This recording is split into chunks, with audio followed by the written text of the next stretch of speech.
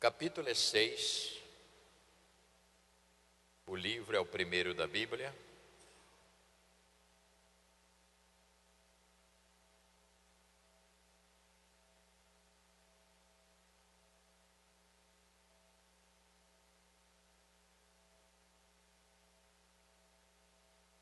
Glórias a Deus.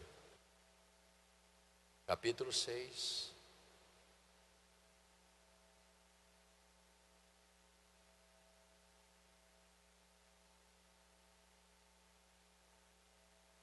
Verso 11 em diante.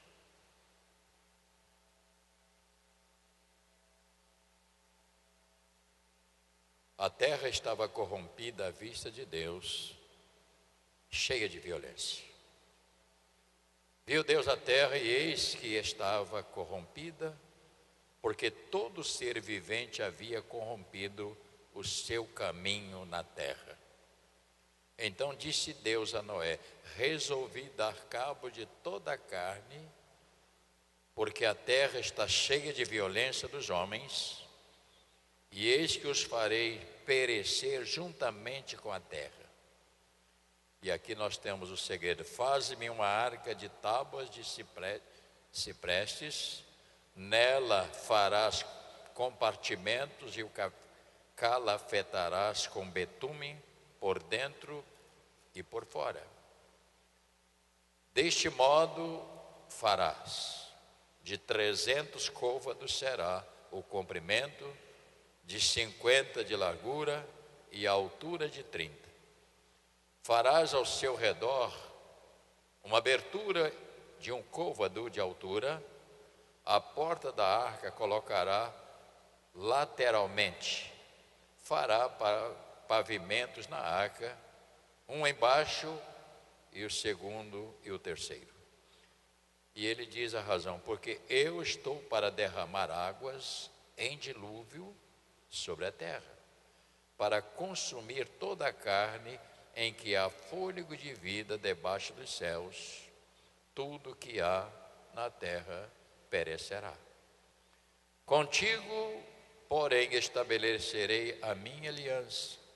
Entrarás na arca, tu e teus filhos, e a tua mulher, e as mulheres de teus filhos. De tudo que vive, de toda a carne, 2 de cada espécie, macho e fêmea, farás entrar na arca, para os conservares vivos contigo.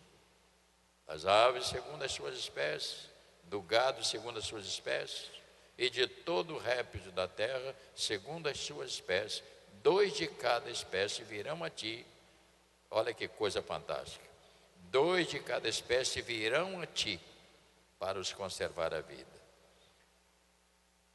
Leva contigo de tudo que se come, ajunta contigo, ser-te-á para alimento a ti e a eles.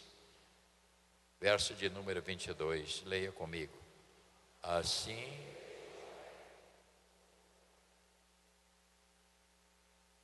mais uma vez, assim fez Noé. Glórias a Deus. Nós lemos no capítulo 12 de Êxodo: porque naquela noite passarei pela terra do Egito, e ferireis na terra do Egito todos os primogênitos, desde o homem até os animais.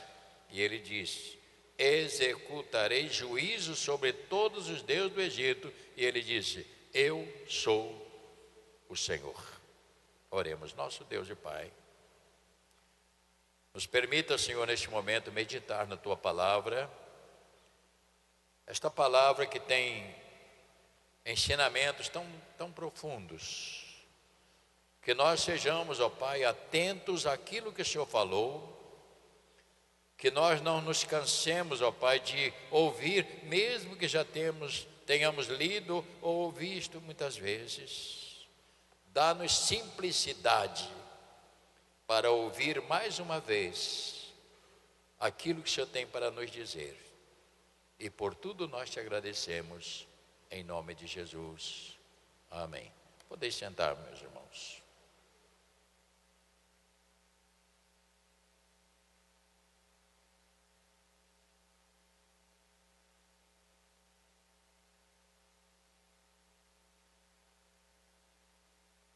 Repita comigo uma frase, se você puder. Obedecer forma os vencedores. Podemos repetir mais uma vez?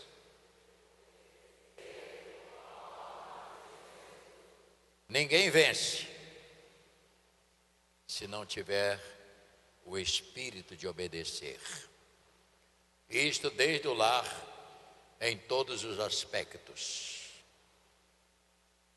Para vencer, um estudante não chega a ser um profissional se ele não se dedicar aos seus estudos. E há aqueles que abandonam, não são capazes de enfrentar as dificuldades e desistem.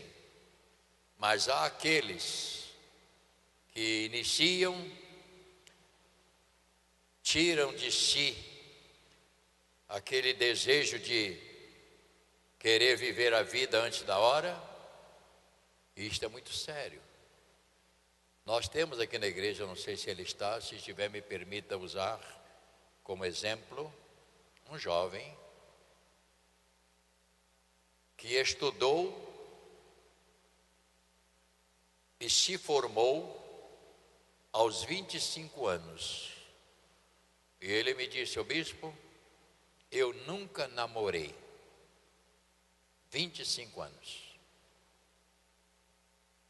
E ele se preparou. Quando ele termina a sua faculdade, ele abriu vagas na área que ele estudou e só tinha uma vaga para todo o território. E ele fez prova e foi ele que passou em primeiro lugar. E 15 dias depois de formado já estava trabalhando e hoje é um pesquisador da Fiocruz. Fiquei assustado porque ele chegou para mim: "Bispo, agora eu vou começar a namorar." Eu digo: "Devagar, hein, meu filho, senão você vai se machucar." Porque é problema. Então vamos pensar um pouquinho sobre esse aspecto. Eu sempre brinco aqui, mas as pessoas pensam que eu estou brincando. O que adianta um menino com 15 anos, 16 anos, namorar para quê? Você não pode casar porque não pode sustentar a mulher. Namorar porque todo mundo namora? Isso é uma bobagem. E quantos são os que jogaram a sua juventude fora quando deveriam ter se aplicado aos estudos e não o fizeram? E hoje reclamam: não há emprego. Não é verdade isto. Não é verdade. Portugal está buscando gente de capacidade para levar para lá, mas não vai para lá de qualquer maneira. Pessoas qualificadas estão precisando. E um dos lugares que eu iria embora com facilidade para morar é Portugal. Cidade espetacular, cidade limpa e uma cidade tão tranquila ainda, e será. Por que eu estou dizendo isso? Na vida espiritual, se você também não investir, não é vir à igreja, chegar, cantar, voltar para casa, aleluia, isso não funciona. Se você não investir no conhecimento da palavra de Deus, conhecer os princípios que Deus estabelece para a vida da gente. A vida cristã é uma vida que tem que haver disciplina. Assim como o estudante precisa de disciplina nos seus estudos, a vida cristã não é diferente. E eis a razão porque há tantos que iniciam e depois saem da igreja e dizem: "Ah, não estou naquela igreja, porque aquela igreja é radical, porque aquela igreja é isso, porque aquela igreja é isso." Porque não é nada disso, é porque a pessoa não se converteu ao Evangelho. Ela não entendeu nada do Evangelho. Aí você começa a ver, ou aliás as pessoas começam a ver desta maneira. Ao meditar sobre este assunto e outros da Bíblia. Nós, como seres humanos, ficamos, às vezes, chocados, e eu fiquei pensando sobre Noé. O que deve ter passado pela cabeça deste santo homem, que a Bíblia diz que temia Deus. O que deve passar na mente, ou passou na mente dele, porque o que Deus falou era uma catástrofe. Deus disse para Noé: Noé, eu vou destruir tudo. Terra, vai acabar tudo, vai ser como era, porque no início diz o que diz a palavra. A terra era sem forma e vazia, o Espírito de Deus pairava sobre as águas. Noé, eu vou voltar a fazer tudo de novo. Mas eu tenho que matar esta geração. Eu tenho que destruir esta geração, porque esta geração está realmente perdida. Uma das coisas que nós não pensamos, irmãos, e eu digo a você, você passe a pensar sobre isto, que eu creio que é o julgamento de Deus. O julgamento de Deus não é uma brincadeira, é algo tão sério, e Ele vai julgar. Assim como julgou toda aquela geração que estava lá, Ele vai julgar este mundo vai passar por um julgamento sério. Infelizmente, a maior parte das pessoas cristãs acham que não é bem assim, isso é um exagero, não, porque não é bem assim. Não tente se defender, não se defenda desta maneira. Coloque na sua mente: Deus vai exercer juízo. Salvo vai para a eternidade com Ele, e perdido vai para o inferno, vai ser destruído e morar com Satanás no abismo, no Hades, que é lugar de sofrimento. Quantos querem aproveitar a vida agora, mas a eternidade será de sofrimento? E esta é a razão porque nós pregamos o Evangelho. Depois, ou logo após falar com Noé, ele disse, o Senhor disse para ele: com você eu vou fazer uma aliança. Verso 18 do capítulo que você leu. Deus chamou Noé porque disse que Noé era um homem justo durante os seus contemporâneos, aqueles que viveram no mesmo período. Noé fez a opção de servir a Deus. Ele fez a opção de adorar. Embora toda a geração estava perdida, mas ele disse: eu e a minha casa vamos servir ao Senhor, que está lá na frente mais. E ele assim agiu.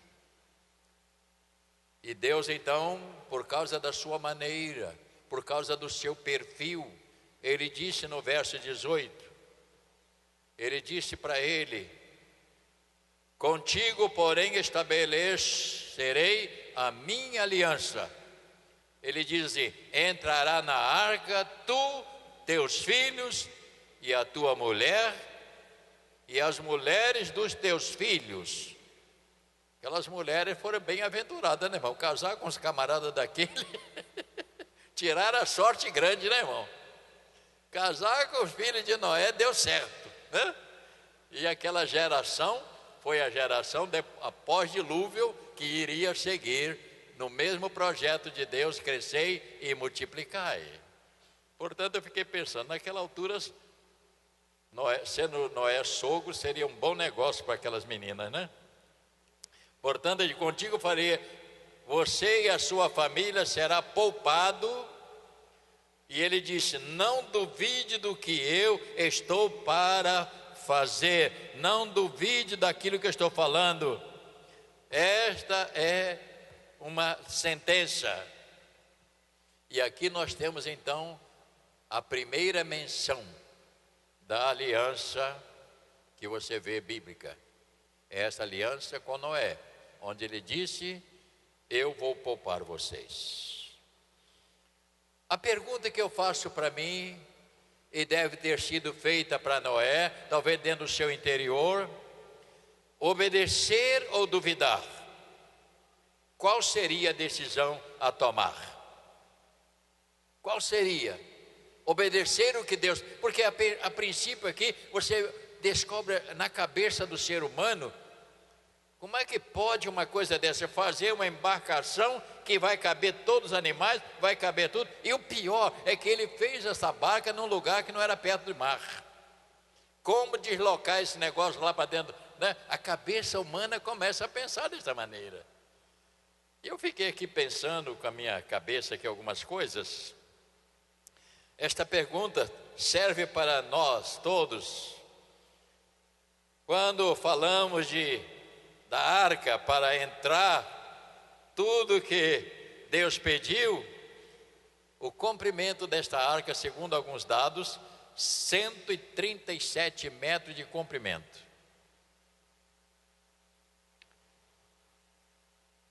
Largura, 23. Altura, 14. Agora pergunto, quantos dias ele fez? Noé gastou uma grande... Luiz falou.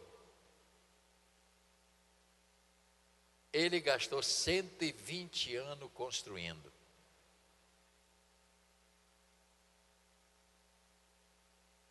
(120). Diga para o irmão que está ao seu lado: você pode durar 60, 80 ou 100. Mas diga assim: você está construindo a sua própria arca. Você está construindo. As pessoas vendo, isto é sério. Eu fiquei pensando, é equivalente, de segundo alguma estatística eu li, o que caberia dentro daquela arca, os 500 vagões de trem. O que caberia nos trem, caberia naquela arca. Por que Deus fez isto? Deus podia falar de outra maneira, mas Deus disse: eu quero que vocês entendam, principalmente vocês, que vão ser poupados. Quando esta arca baixar, vocês têm que mudar o comportamento de andar comigo. Vocês não podem andar de qualquer maneira, vocês têm que andar de maneira diferente. Eu chamo a atenção dos irmãos. Nós vivemos dentro de uma sociedade que age como que Deus não existisse, fazem as coisas como sendo os donos, não pensam nas consequências. E nós, como cristãos, irmãos, vamos pensar. Eu não estou com pressa de falar correndo aqui e botar... Eu estou tentando trazer você para uma consciência. Pensar. Deus não é uma criança, Deus não é um boneco, Deus não é um velhinho que está de chapéu de palha e fumando um cigarrinho sentado, não. Deus é o Senhor do universo, que tem poder para criar e destruir o que Ele quiser. Porque tudo está nas mãos dEle.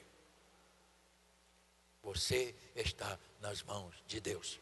E a Bíblia diz: ai daquele que cair nas mãos de um Deus vivo ou irado, porque vai haver consequências de tudo aquilo que nós praticarmos e fizermos.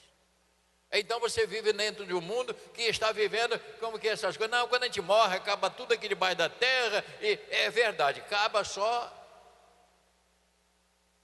essa banha e os ossos.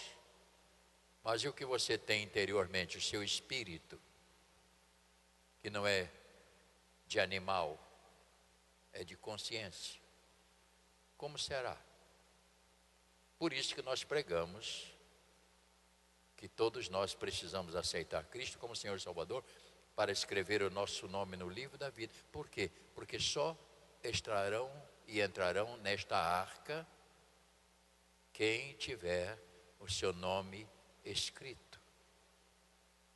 Não entra, lá não entra esta sociedade corrupta, esta sociedade vazia, que não tem nenhum interesse nas coisas de Deus, que querem ser os donos.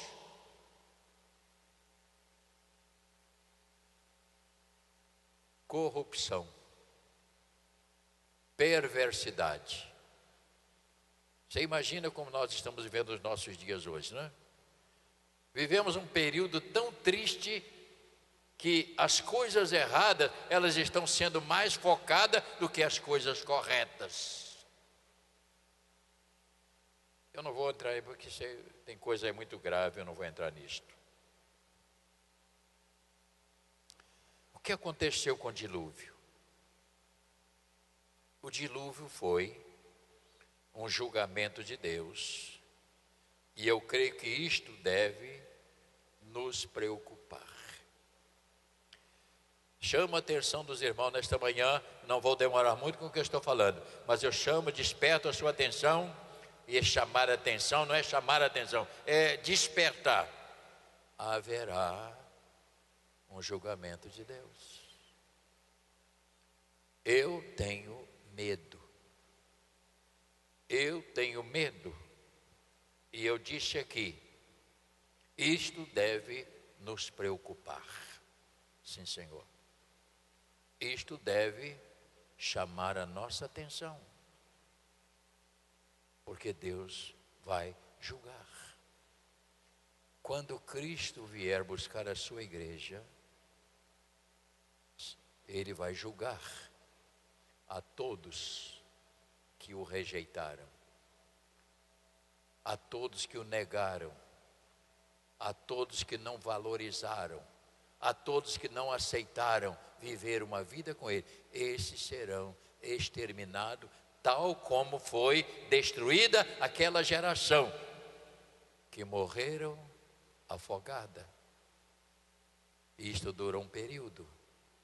Então a pregação do Evangelho, a nossa igreja, por exemplo, aqui, há pessoas que pensam que a igreja é brincar, é pular, é de qualquer maneira. Aqui não, para nós não funciona assim. Nós não assinamos embaixo daquilo que é errado. As pessoas às vezes fazem as coisas e estão achando que ele vai passar a mão na cabeça. Não, Senhor. Por exemplo, se um rapaz engravida uma moça antes do casamento, nós não faremos o casamento. Porque isto não é correto. Se a pessoa namora e vai casar, espera casar para depois invadir a propriedade alheia. Nós não. Ah, pastor, coitadinho, mas foi um descuido. Vai pagar o preço. Porque sabe que está errado e pratica porque quer praticar. Então eu estou falando isso por quê? Porque não vamos botar aquele vestido grande para tapear que está grávida. Não funciona desta maneira. Nós não vamos aceitar. Porque temos que ter compromisso com as coisas de Deus. Isto é muito sério o que eu estou falando. Porque a igreja de Deus não pode compactuar com este mundo, com as coisas que estão achando que é errado. Alguém chegou para mim e disse: ô bispo, mas se aparecer lá na igreja 2 homens querendo se casar, o senhor tem que casar. Eu digo: eu não tenho que casar, porque lá na igreja não tem esses camaradas, e se tiver, está muito escondido.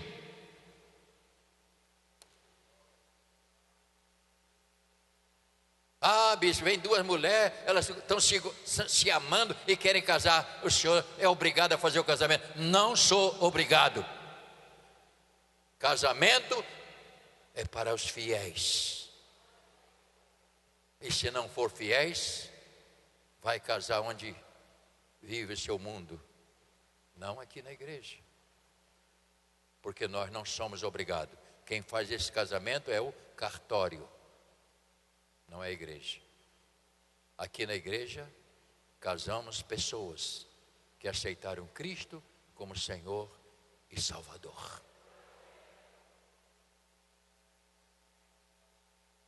O mundo tem o seu proceder, mas nós não temos esse proceder, porque a Bíblia não recomenda, e eu não vou entrar em detalhe.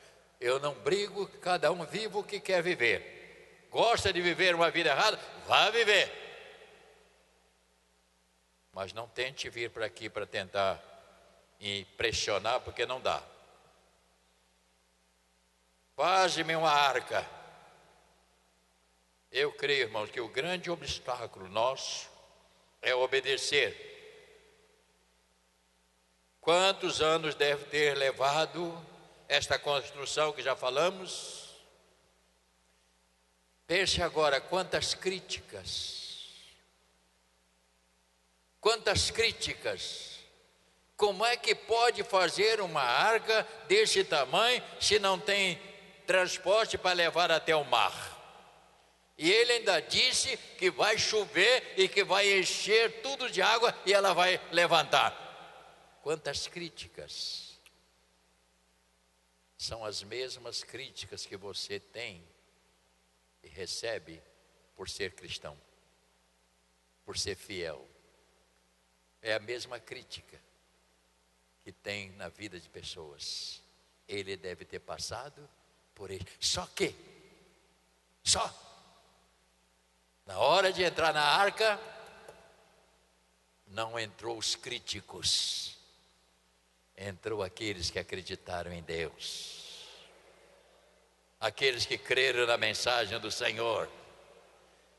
Você não vê na Bíblia que Noé chegou para Deus, mas Senhor, como é que vai ficar esse negócio? Porque isso aqui, Noé não contestou, homem de Deus não contesta, mulher de Deus não contesta, eles obedecem a palavra. Certo dia um irmão, conversando com outro querendo debochar, falou assim: ô fulano, você é crente há muitos anos, você acredita que um peixe engoliu Jonas mesmo? E que andou com ele para o fundo do mar, levou e depois... Ele falou: rapaz, se a Bíblia dissesse que Jonas engoliu um peixe, ainda assim eu ia acreditar. Porque o que a Bíblia diz é aquilo que eu acredito.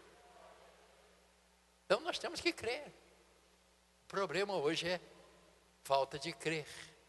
As pessoas não creem, duvidam do que Deus pode fazer. Faze-me uma arca. A arca construída. E agora nós temos as famílias. E Deus chama Noé e diz: Noé, capítulo 7. O que diz aí a palavra? Disse o Senhor a Noé, 2 pontos. Entra na arca. Quem vai entrar? Tu, toda a sua família. Porque, olha a palavra. Leia, eu queria que você lesse. Reconheço, tem sido justo diante de mim, no meio de quê? Desta geração. Olha como Deus presta atenção nas coisas. Reconheço que você tem sido justo, um homem temente, e ele disse: você vai entrar. Faça isso. Verso 6.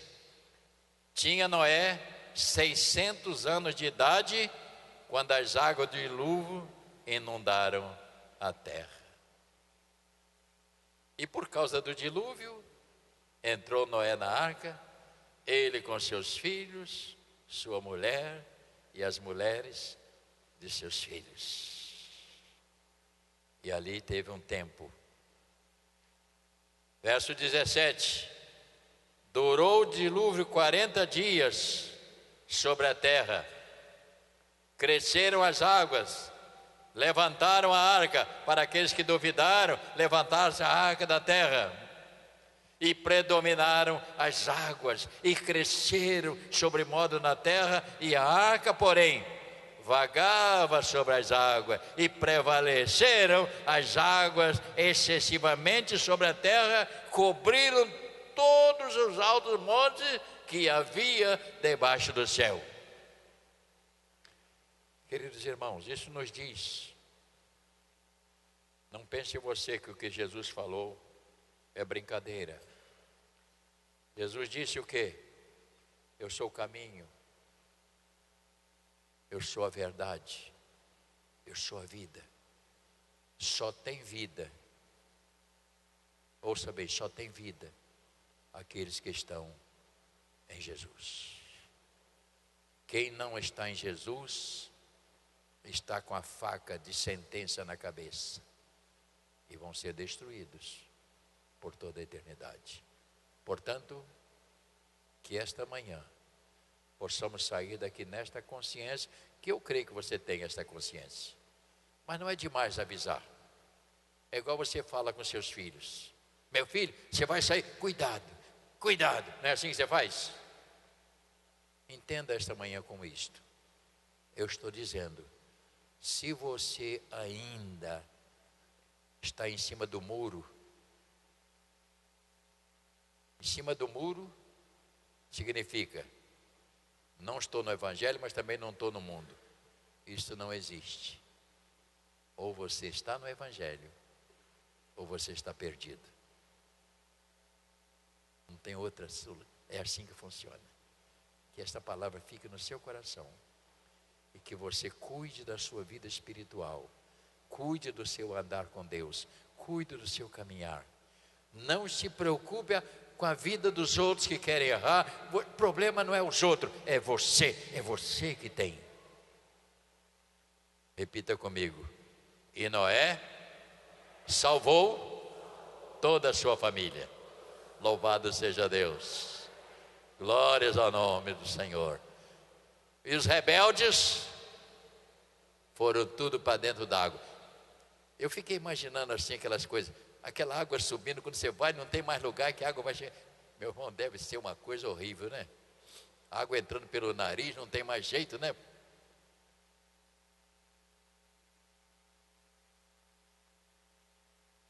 Deve ter sido horror, né, irmãos? Mas na arca estava lá o de Deus. Os de Deus estavam na arca.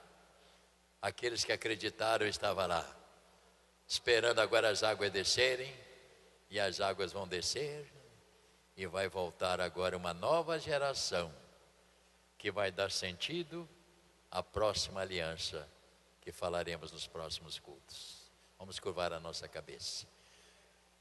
Querido Pai e bondoso Deus, que esta palavra tão simples, mas tão séria, possa nos ajudar nesta manhã, possa mexer com o nosso coração, para não descuidarmos neste nosso caminhar com o Senhor. Portanto, Pai, abençoa teus filhos, guarda cada um debaixo das tuas mãos, que não sejam tragados pelas correntezas deste mundo, que não sejam afogados pelas águas deste mundo. Nós colocamos diante do Senhor todas estas vidas, que para mim pessoalmente são preciosidades. Para o Senhor nem se fala nisto, dada a preciosidade que é o ser humano para o Senhor. Mas eu te peço, preserva estas vidas, guarda debaixo das tuas mãos, no nome do Senhor.